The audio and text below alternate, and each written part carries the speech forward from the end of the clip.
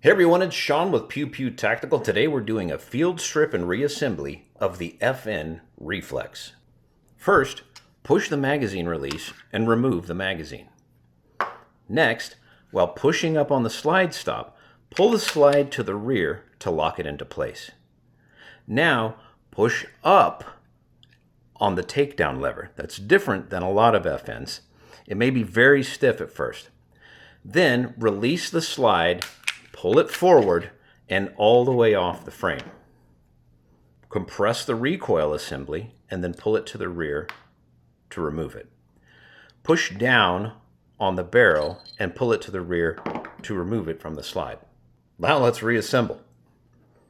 Insert the barrel through the front of the slide, making sure that the lug is to the rear. Pull it back to lock it into place.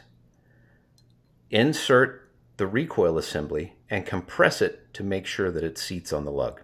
Now, line up the tabs on the frame with the slots in the back of the slide and pull the slide all the way to the rear using the slide stop to lock it into place. Now, drop the takedown lever and let the slide move forward.